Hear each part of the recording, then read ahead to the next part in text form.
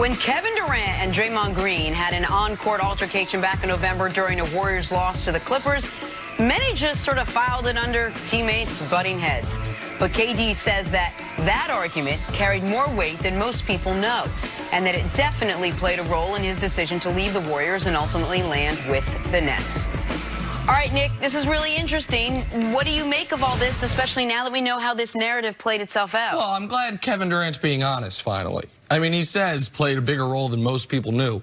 Man, there are some of us, and I understand right now, sports or otherwise, it's very in vogue to say the media is awful, the media is fake news, the media is the worst of everything. Sometimes we know things. And I'm not one that tries to defend the media, but sometimes we didn't all just get together and say, hey guys, let's start a conspiracy theory about Kevin Durant, about his displeasure in Golden State, about his rift with Draymond, and let's just pick a city, New York City. We were right on all of it. Now, I will admit, I had the team in New York City wrong, as a lot of people did, but we had been telling you ever since this argument that a relationship, this was a marriage that was already on the rocks, and then all of a sudden you check the phone and it's like, you've been texting with who? Okay, no, it's over. And we knew it was over. Now, I applaud KD for being honest about it, and it's tough to kill Draymond too much for two reasons. One is Draymond always been this guy. KD knew he was this guy when he came there, and I don't know if KD comes there if Draymond is not recruiting him while he's on the Thunder. Right. So it's like, you know what I mean? If the person who brings you into a job is also the reason you get fired from the job, how much do you blame him if you wouldn't have gotten the job otherwise? Like, I don't know. But yes, I will give Kevin Durant credit for being more honest about this than he ever has been. Maybe now he feels he's finally able to because he's not on the team. And maybe Kevin Durant has the trauma of what happened to him on the court in the Western Conference, or in the NBA Finals, pardon me, has given him maturity, or maybe given him, I don't want to say a peace, but he's in a different place mentally than he was before. But obviously, you can't have someone call you what Draymond called him and say, we don't need you, we won without you, when that was already percolating in your brain. Is that how they feel about me? And come back from that. It was the nuclear option. Draymond pressed the red button, and he knew what the result would be, and Kevin Durant's now confirming it. Yeah, I mean, fights among teammates happen. I mean, they're usually verbal. Sometimes they end up being physical altercations, but there's always mutual respect there. But I think in this instance, KD feels like there was a line crossed, and that Draymond Green, to a man, didn't respect him. Now, you go back to how all of this came together. I think this was a marriage born out of necessity, because the Golden State Warriors, Draymond Green, Steph Curry, Klay Thompson, they wanted to keep this dynastic run pushing. And then KD, obviously, he knew that he needed some jewelry for his resume and ultimately his legacy. So when they came together some years back, it was something that was mutually beneficial. But I think that as it's run its course, as they won championships, and as KD got a Finals MVP, he recognized that he was never going to get the credit that he was seeking in Golden State, because the core of that team was already in place before he got there, and they had already won at the highest level. So I think he recognized that at some point he's going to have to branch off and start his own team where he is the focal point and the unquestioned leader, in order to check the boxes that he wants to check and be in that conversation for all-time greats. I think he's already an all-time great.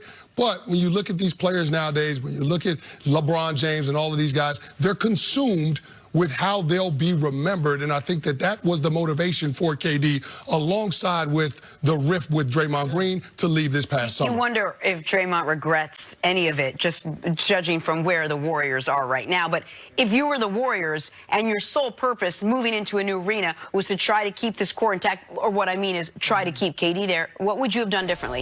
If you're the Warriors, you knew what really happened. They could have traded Draymond last year after this happened.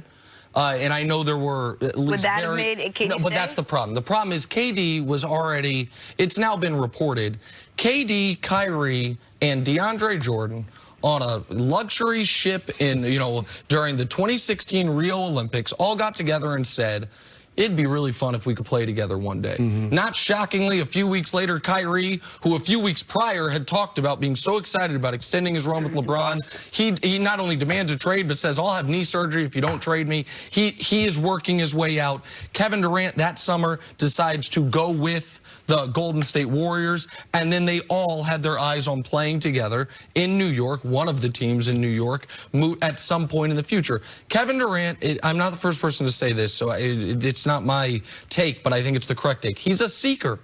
He's looking for what's next and looking for a level of fulfillment that he thought the championship would bring him. It did not. When you say it was out of necessity, now that is totally correct. Because what the Warriors had realized was, man, this dude, LeBron James, he took a 6 when his second best teammate was Dellavedova, came back from 3-1 down on the best team we've ever had on our 73-win team. We need some help. And Kevin Durant's thinking, the team that just came back from 3-1 down on me lost to the guy who beat me in the finals, the first time I was in the finals. So they needed to come together they felt, to overcome what LeBron and Kyrie were doing out east. But it was always a shotgun marriage. And it was always, and people are going to kill Draymond. I know, Candy, the narrative's going to be, how many championships Draymond cost him? Because people think they wouldn't have lost in 2016 if Draymond doesn't punch at LeBron and get suspended. I think they would have anyway, but regardless. And now you lose Kevin Durant and the team's a mess.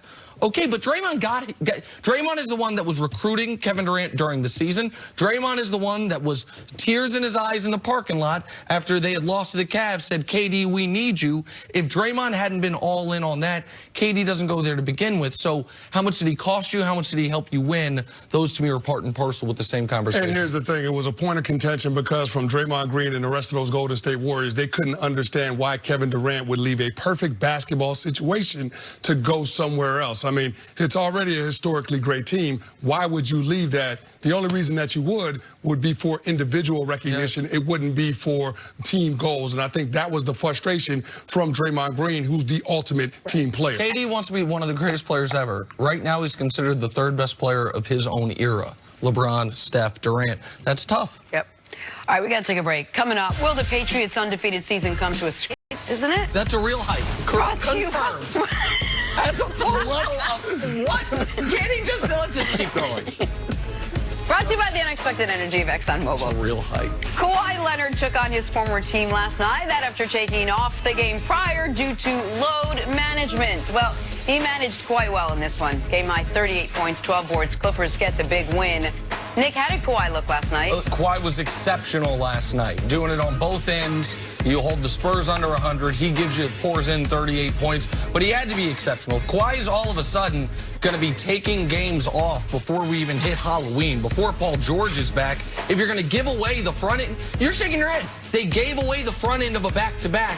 You can only do that if you are guaranteed to win the back end of the back-to-back. They were, because he was so great. I don't know why you want to shade Kawhi Leonard. I mean, after he elevated himself in the conversation for best players in the world, you can understand why Doc Rivers wants to have a little bit of load management right there. He's trying to make sure that Kawhi is available and at his best when it really matters. That ain't right now. Yeah, but last year he had load management because he was coming off a major injury. He's not coming off a major injury. Paul George isn't there yet, and he's already taking days off. It's fine. But isn't last year point in case as to why you continue to do it that way? Yeah, they won a championship last year. Okay, yeah, the seeding's going to matter a little more. Well, listen, they won last night. He was great. I give him credit.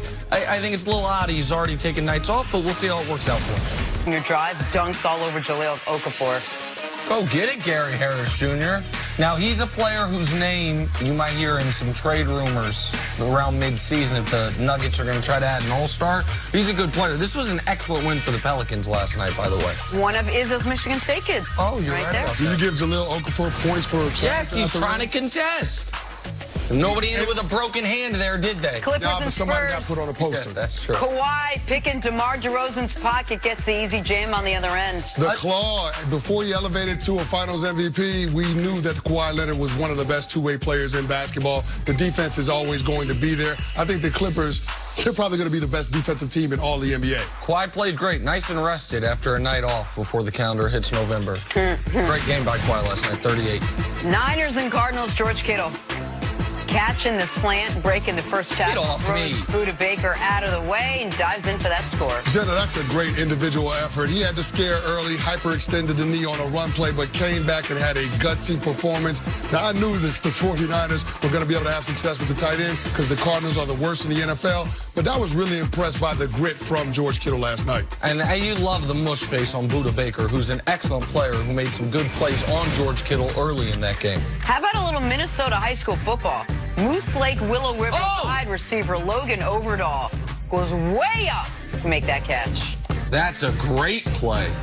Was the ball being thrown to him, or was it being thrown to 24 behind him? Because, look, he goes up and gets it. 24 is right there. I can't tell. I can't tell. I mean, I know CC is not here, but is that Hall of Fame worthy? 100%. 100%. Here we go. The marquee matchup of the weekend, Ravens and Patriots. New England's defense has carried them to an 8-0 start, but they haven't faced a force yet this season, quite like MVP candidate Lamar Jackson. Pats lead the NFL in scoring defense. Ravens have the NFL's highest scoring offense. And tight end Nick Boyle proudly boasts they haven't seen anyone like our offense.